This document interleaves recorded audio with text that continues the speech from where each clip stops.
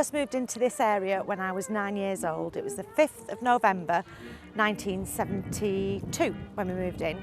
And we discovered the park by accident, me and my brother, while we were searching for things to burn for bonfire night. It fast became a regular stomping ground for us because we discovered that there were paddling pools at the bottom. They weren't filled with clean water, it was mud and silt, but that was kind of part of the fun of being a kid, age 9. My first memories of Queen's Park are as a very young child, perhaps 3 years old, at the paddling pool, which seemed very large and very deep, but probably had no more than 3 inches of water in it. And then on a sunny day you had your picnic afterwards with your mum, and it was a great day out. You'd been on the bus and come to Queen's Park. Excellent. I was about 8 years old something. We used to go regularly to Queen's Park, and we'd take bottles of water with us and jam butties so that we could stay quiet a while. And then we'd go and paddle in the paddling pool, which had a little island in the centre. And we used to love going. During our 6-week school holidays, we used to go every day.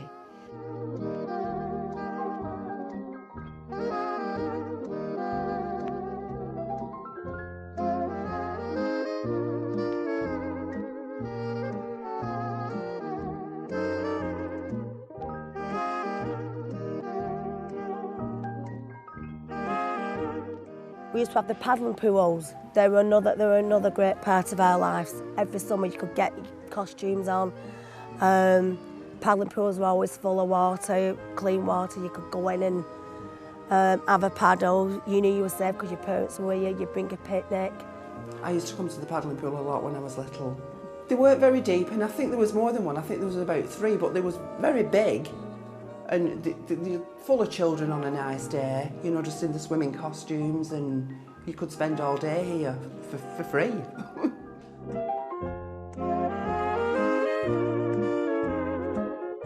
It was a lovely day, and we'd all took our things and to go in the paddling pool.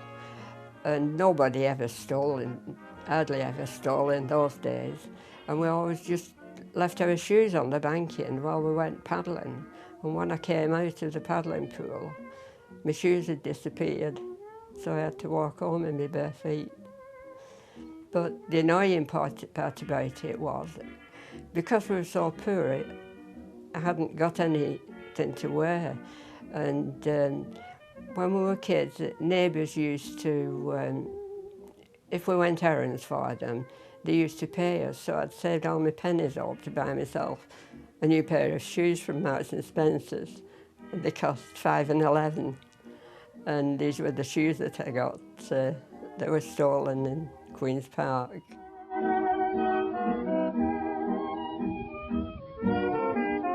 Yeah, we used to come play around where the duck pond is, as you can see it. We used to try and get across to Duck Island, which is the large piece of land in the middle of the duck pond. And on one occasion we tried to get across there in a tin bath. That was Guy Harkin and myself, who is current councillor of Bolton, ex-mayor of Bolton, and Guy and myself, we got about 6 feet from the banking when the bath sunk, and we were left floundering in the water.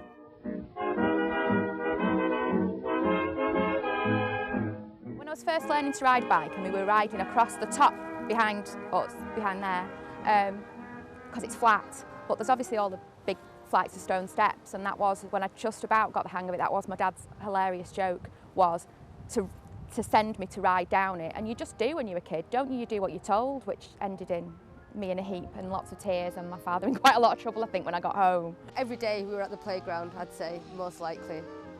My mum would be like, right, you know, let's go to the park. And we used to have a little dog called Raja.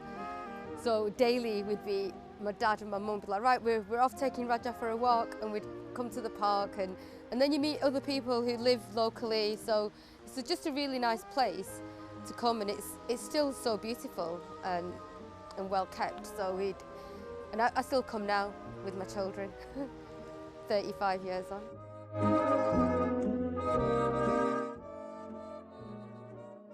That was always the sort of local meeting place. It was a viewing platform where you could, probably the highest point in the park, where you could look and try and see where your friends were and if you couldn't find them. And so yeah, we used to spend lots of time up there just either playing hide and seek or just as kids. Basically the grass was always quite long, rolling down the hill down to near where the paddling pond used to be at the time.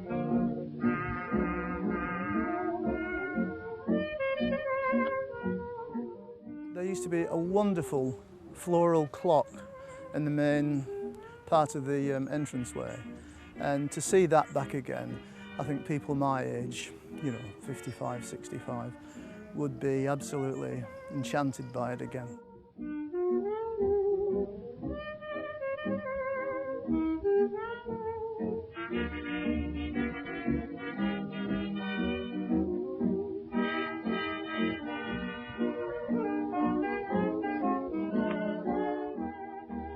Our dad came over in the 50s, and then he sent for my mum after, and then they sent for us. In those days, there weren't many blacks around, and like I say, we had nowhere for us to go to, so we used to have house parties. Dad decided that he wanted to get the West Indian communities together, because we didn't have anywhere to go, they didn't have anything to do. So kept applying for different places, got turned down, and then finally we got this place here. Blacks and whites used to come together and have a really good time. I was coming to the West Indian Centre from being a baby for as long as I can remember. I mean, I've got a lot of memories from coming here. It's mad. It was like a second home sort of thing.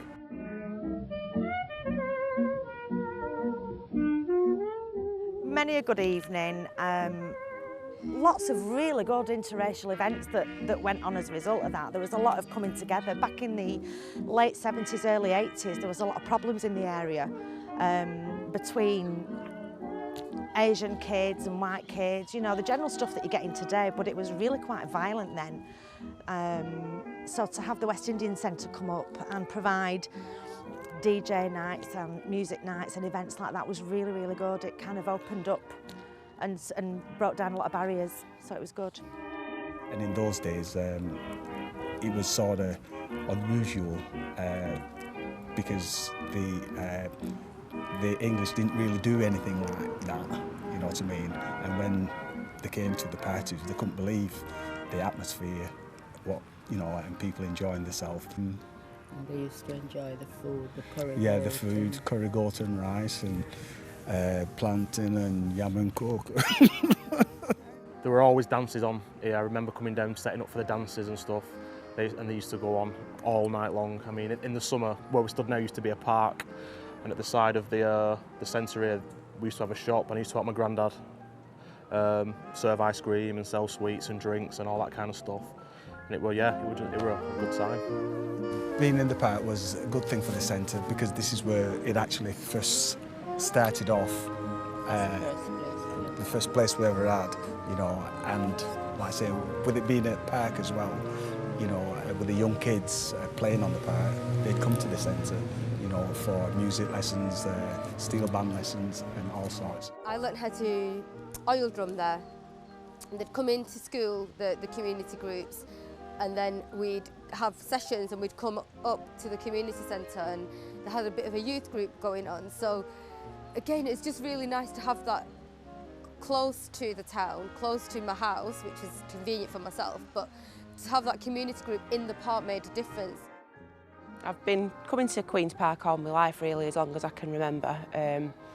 My granddad was the head park ranger here for 15 or 20 years, I think. So I used to come down in my granddad's van quite a lot of the time, help him shut the park gates up and stuff.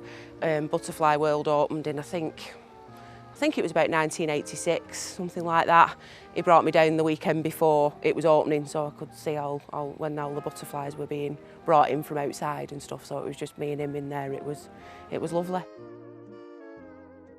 We used to always go to the butterfly world, and it was always this huge expanse around it, with people playing football and having picnics, and I always remember coming here as a child. It was one of our regular trips out. And visitors used to come and visit us from London, Leicester, Birmingham, and it was one of our main attractions was to take people to Butterfly World, and again it was really well received and really nice place to go and learn. Like you know, you learn so much about nature. We used to chase squirrels, and now my granddaughter comes in the park with my dad, and the squirrels actually come up to be hand-fed, so we didn't frighten them away when we were kids. My happy memories are the greenhouse and the favourite banana tree. All the kids would have loved that. I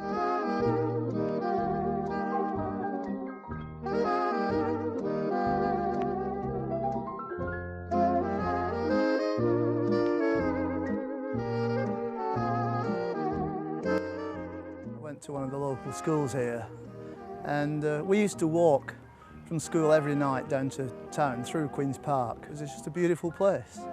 I remember my uncles when I was younger taking me through the park, showing me all the names of the flowers and the trees, and taking me gathering conkers. I used to come a lot on Saturdays as well when I was younger, sort of in my early teens with my grandma and all my cousins, and go and feed the ducks. I used to end up having to run round after all my cousins are boys and they're all younger than me, so I used to have to try and keep an eye on them while my grandma and her sisters were drinking tea out of a flask. It was annoying at the time, but they're the things that are nice memories when you get older, really. Your memories of your family and stuff.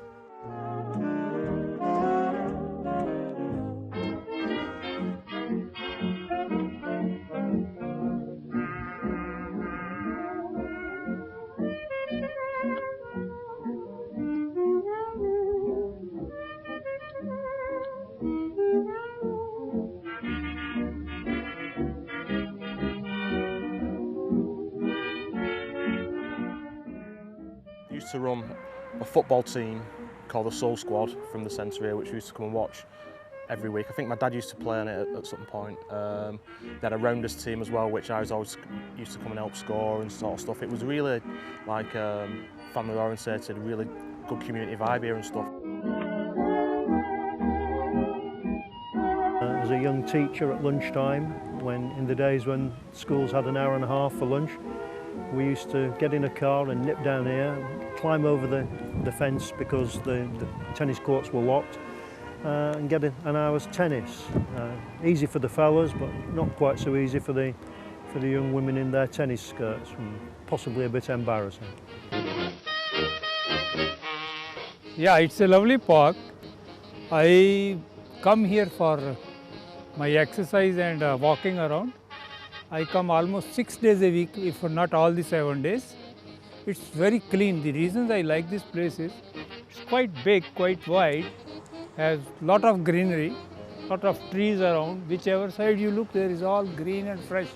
It gives you a feeling of greatness, freshness.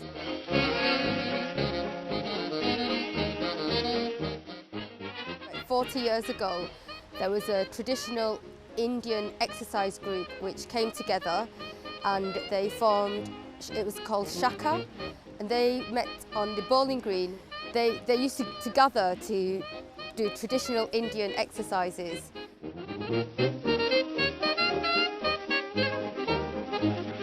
In the what is the amphitheatre, or what it was called the bandstand at the time, my uncle, Eric Clark, he had an act with his partner Bill Edwards, and it used to be Eric and Bill Edwards and the Magic of the Mind.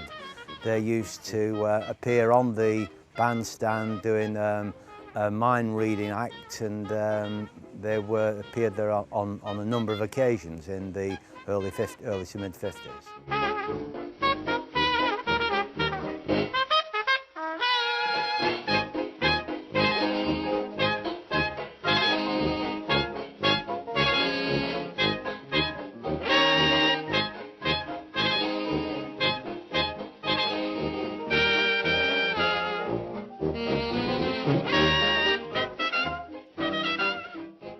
I went to St Matthew's School, And at that particular time, there's a centenary happening in Queen's Park, which all people from different organisations, factories, offices, schools, and other places, they all got their own little acts together to put a big performance on. I was chosen to dance around the maypole with other school children. It was really exciting for us because there was policemen on big black horses with beautiful manes, and they had big black capes on, and the capes hung over the backsides of the horses.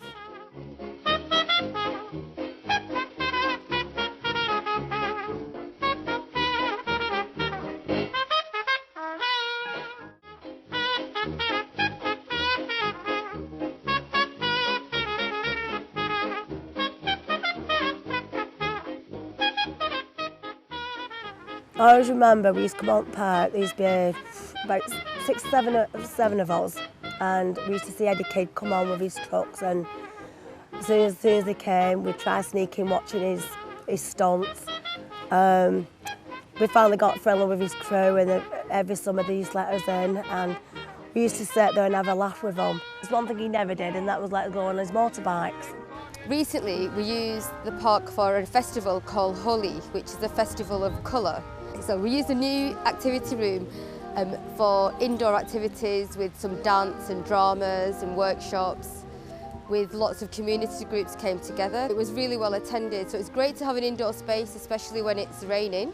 And outdoor, we used the park for colour play, and it was amazing. There was like lots of colours and people throwing colours at each other to signify unity, that when colours thrown, it represents a oneness. And the park was the perfect place to do it. I run a project called Rocket, and we started doing our annual festival on Queen's Park several years ago, and we used a site towards the top near up from the duck pond. And it's fantastic, and the whole idea, the reason why we chose Queen's Park was because we knew we wanted to try and get it back for the community. We wanted the communities around Queen's Park to get involved, to come out for the day, to see what's happening in arts and music, and to have young people, getting people from around Queen's Park involved in what's happening, and make it feel like it was their own again. And I think that's been achieved.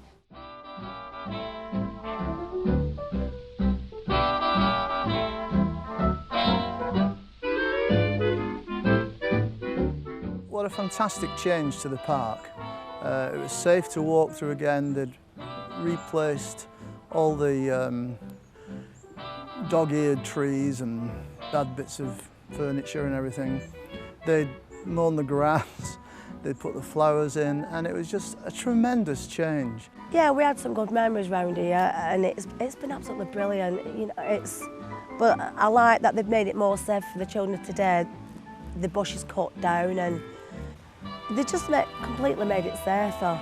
Yeah, it's a lot nicer. It just seems a lot cleaner inside here. It's a much more pleasant place to be now than it used to be, with the cafe, and the kids' play area is nice as well, and the lakes. I walked down past the lakes, and they're a lot cleaner and nicer. It's just been a part of my life, I suppose, from child to almost 70. Queen's Park, nice place.